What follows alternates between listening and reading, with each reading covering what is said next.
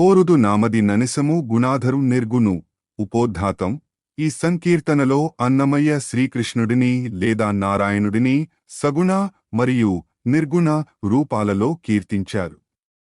స్వామి యొక్క దివ్య నామాలు, అలంకారాలు మరియు ఆయన లీలా విశేషాలను వర్ణిస్తూ అటువంటి పరమాత్మను తన మనస్సు నిరంతరం కోరుకుంటుందని భక్తితో పాడుకున్నారు. తెలుగు సారాంశం: నా మనస్సు ఎల్లప్పుడూ గుణాధరుడు, నిర్గుణుడు అయిన శ్రీకృష్ణుడిని, నారాయణుడిని కోరుకుంటుంది. ఆయన సకల లోకాలను భరించేవాడు, వెన్న దొంగిలించినవాడు. కుండలాలు ధరించి నీలమేఘ శ్యాముడై గరుడ వాహనంపై ప్రయాణించే ఆ నిత్యానందుని నేను ఆరాధిస్తాను. వేదాల సారాంశమైనవాడు, ఆపదలో ఆదుకునేవాడు, ఆదిశేషునిపై శయనించే ఆ వైకుంఠనాథని కొలుస్తాను. గోపికల ప్రేమకు పాత్రుడైనవాడు, చక్రాయుధాన్ని ధరించి తిరుమల కొండపై వెలసిన ఆ వెంకటేశ్వరుడే నా మనసు కోరే దైవం. English summary.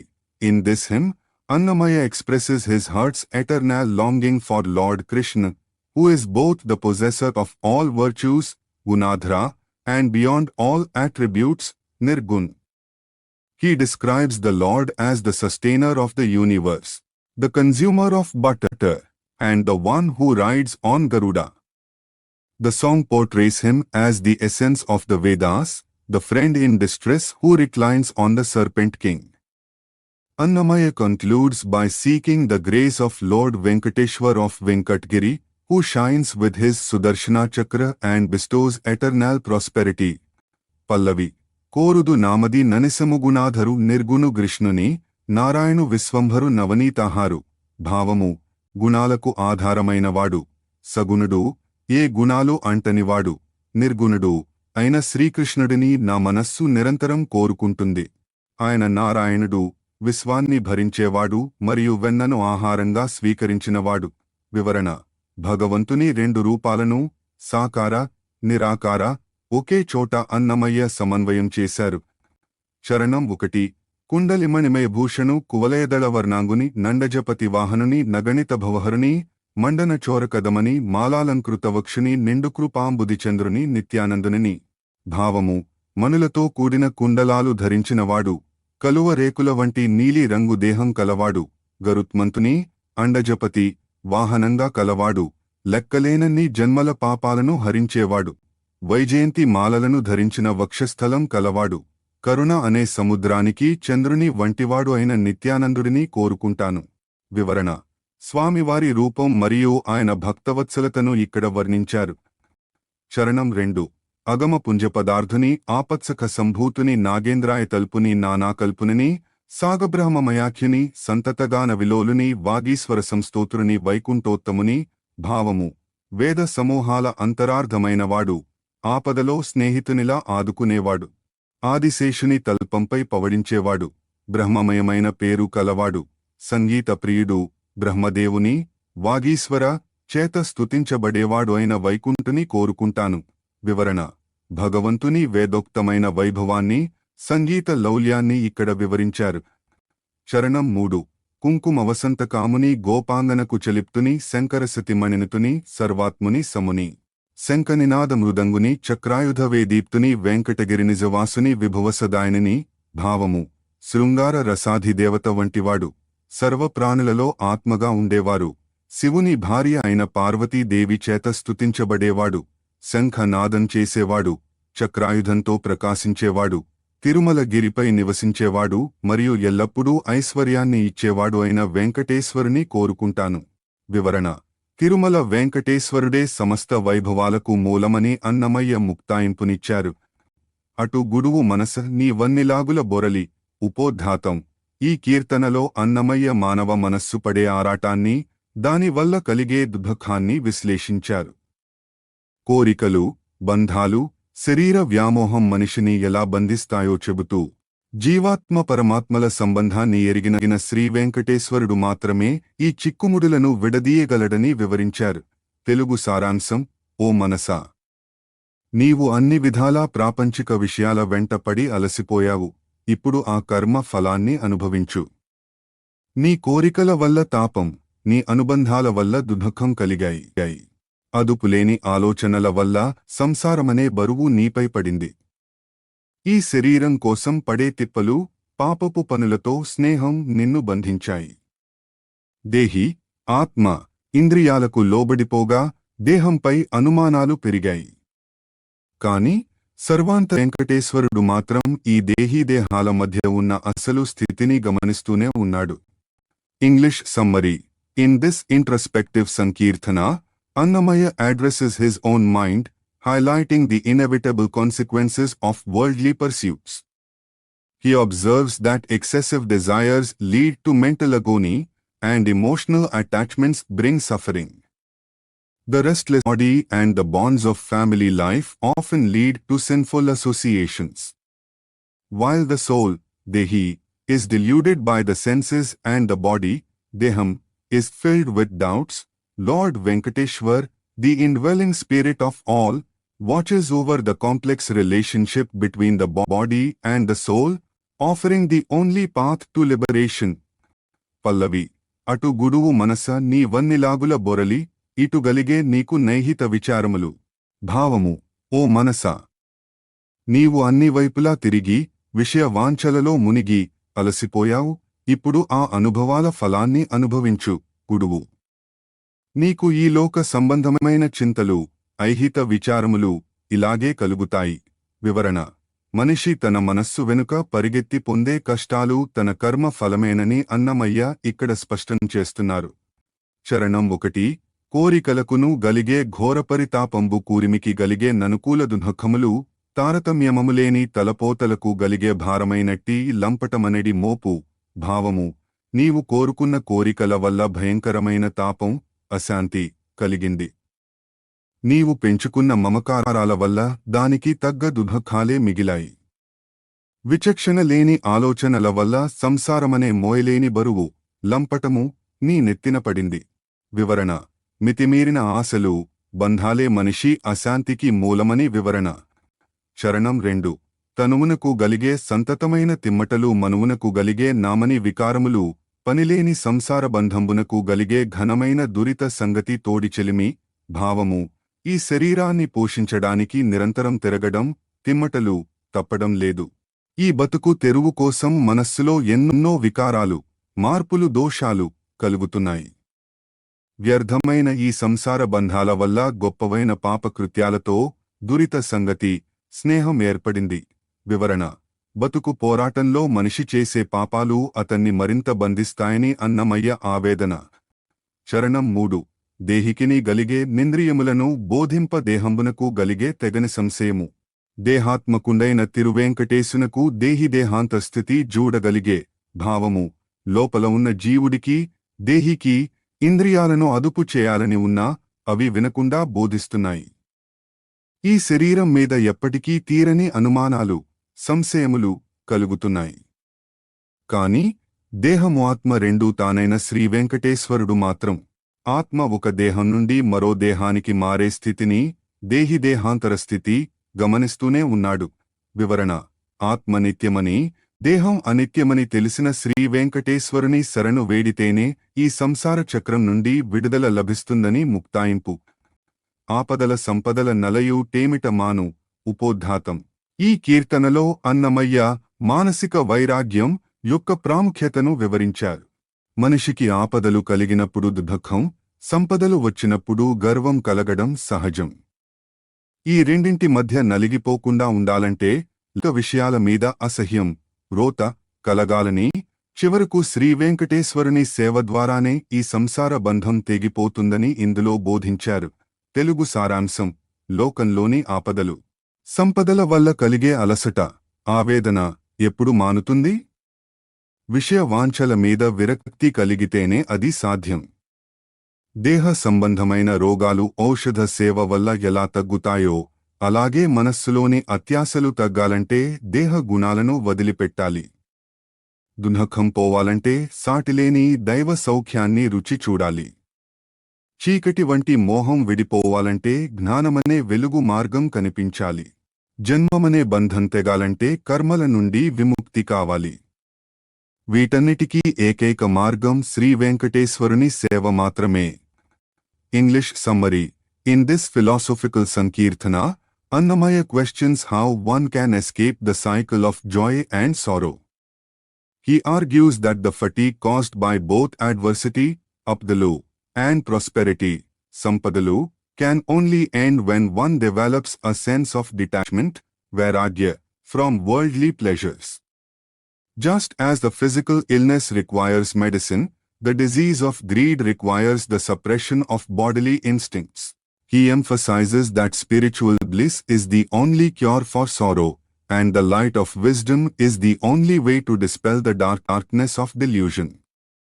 Ultimately, he concludes that only the devoted service to Lord Venkateshwar can break the bonds of karma and the cycle of birth and death. Pallavi. ఆపదల సంపదల నలయు టేమిటమాను రూపింప నిన్నిటను రోసిననుగాక భావము ఆపదలు వచ్చినప్పుడు కృంగిపోవడం సంపదలు వచ్చినప్పుడు పొంగిపోవడం అనే ఈ అలసట ఎలా తగ్గుతుంది? ఆలోచిస్తే వీటన్నిటి మీద విరక్తి, రోత కలిగితే తప్ప ఇది వివరణ. సుఖదుఃఖాల పట్ల సమభావాన్ని కలిగి ఉండటమే నిజమైన శాంతికి మార్గమని అన్నమయ్య ఇక్కడ సూచిస్తున్నారు. చరణం 1. కడలేని దేహరోగంబులేమిటమాను జడను విడిపించు నౌషధ సేవుగాక విడవ కడియాస తను వేచు టేమిటమాను వడలి కల గుణమెల్ల నుడిగిననుగాక భావము అంతులేని దేహ రోగాలు ఔషధము మందు సేవించకుండా ఎలా తగ్గుతాయి? అలాగే విడవకుండా వేధించే అత్యాశలు తగ్గాలంటే ఈ శరీరానికి ఉండే లౌకిక గుణాలన్నీ అణగిపోవాలి. వివరణ. శారీరక రోగానికి మందు ఎలాగో మానసిక ఆశలకు వైరాగ్యం అలా పనిచేస్తుందని వివరణ. చరణం 2. దురిత సంగ్రహమైన దుఃఖమేమిటమాను సరిలేని సౌఖ్యంబు చవిగొన్నగాక కరుకైన మోహంధకారమేమిటమాను ఆరిది తేజోమార్గ మలవడినగాక భావము పాపాల వల్ల కలిగే దుఃఖం ఎలా పోతుంది? సాటిలేని దైవిక సౌఖ్యాన్ని అనుభవించినప్పుడే అది సాధ్యం. దట్టమైన మోహమనే చీకటి ఎలా తొలగుతుంది? అద్భుతమైన జ్ఞానమనే తేజోమార్గం, వెలుగు లభించినప్పుడే అది వీడుతుంది. వివరణ. భగవత్ చింతన ఇచ్చే ఆనందం ముందు లౌకిక దుఃఖాలు నిలబడలేవు. చరణం 3. చావులో పెనగొన్న జన్మమేమిటమాను ఈవలావలి కర్మ మెడసినగాక భావింప నరుదైన బంధమేమిటమాను శ్రీ వెంకటేశ్వరుని సేవచేగాక భావము పుట్టుకచావుల మధ్య తిరిగే ఈ జన్మ పరంపర ఎలా ఆగుతుంది?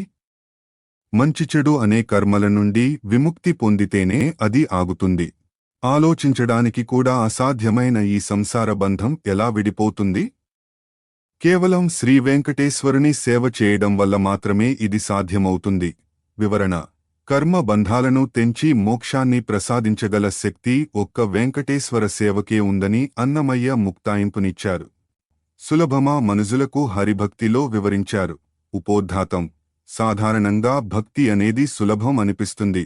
కాని నిజమైన హరిభక్తి అలవడడం, పరమ వైష్ణవుడిగా మారడం అనేది సామాన్యమైన విషయం కాదని అన్నమయ్య ఇక్కడ స్పష్టం చేశారు.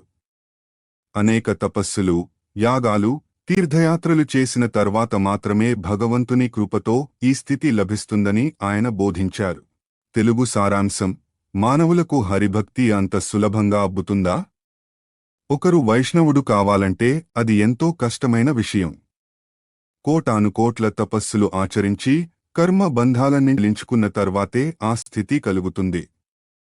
లక్షలాది యజ్ఞాలు చేసి అనేక జన్మల తర్వాత అత్యంత పవిత్రుడైనప్పుడే విష్ణు భక్తి లభిస్తుంది. అనేక పుణ్యతీర్థాలను సేవించి చివరకు తిరుమల వెంకటేశ్వరుని కృప కలిగినప్పుడే ఒకడు నిజమైన వైష్ణవుడిగా మారుతాడు. English summary. In this Sankirtana, Annamaya explains that attaining devotion to Lord Vishnu, Hari Bhakti, and becoming a true Vaishnav is not an easy task for humans. It is the result of immense spiritual merit earned over several lifetimes. One becomes a Vaishnav only after performing millions of penances, tapas, breaking the bonds of karma, and executing countless Vedic sacrifices, yagas. After purifying oneself through visits to holy rivers and shrines, it is ultimately by the grace of Lord Venkateshwar that a soul attains the supreme state of being a devotee of Vishnu. Pallavi. సులభమా మనుజులకు హరిభక్తి వలనొంది మరికదా వైష్ణవుడౌట భావము మానవులకు హరిభక్తి కలగడం సులభమా? కాదు. ఎంతో క్రమశిక్షణతో కూడిన పద్ధతిని వలనుంది అనుసరించిన తర్వాతే కదా ఒకడు వైష్ణవుడు కావడం. వివరణ: బాహ్యంగా కనిపించే భక్తి కంటే అంతరంగంలో వైష్ణవతత్వం అలవడడం గొప్ప సంస్కారమని భావం. చరణం 1. కొదలేని తపములు కోటానగోటులు నదన నాచరించి ఎటమీద పదిలమైన కర్మబంధము ఉల్లన్నీయు వదలించు కొనికదా వైష్ణవుడోట. భావము లెక్కలేనన్ని కోటానుకోట్ల తపస్సులను సరైన సమయంలో ఆచరించి ఆ తర్వాత అత్యంత బలీయమైన కర్మ బంధాలన్నింటినీ పూర్తిగా తొలగించుకున్న తర్వాతే కదా ఒకడు వైష్ణవుడు కావడం. వివరణ: తపస్సు ద్వారా కర్మక్షయం జరిగినప్పుడే భక్తికి మార్గం సుగమమవుతుందని వివరణ. చరణం 2. తనివోని యాగతంత్రములు లక్షల సంఖ్య అనగుడై చేసినేట మీద జననముల నిట జనించి పరమపావనుడై మరికదా వైష్ణవుడోట. భావము తృప్తి కలగని రీతిలో లక్షలాది యజ్ఞయాగాదులను నిష్పాపంగా అనఘుడై చేసిన తర్వాత ఎన్నో జన్మలు ఎత్తి చివరకు అత్యంత పవిత్రుడిగా మారినప్పుడే కదా ఒకడు వైష్ణవుడు కావడం.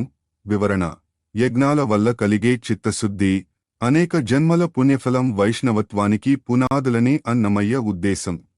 చరణం 3. తిరిగి తిరిగి పెక్కు తీర్థములన్నీయు నరలేక సేవించినట మీద తిరువేంకటాచలాధిపుడైన కరిరాజ వరదుని కృపరగదా వైష్ణవుడోట.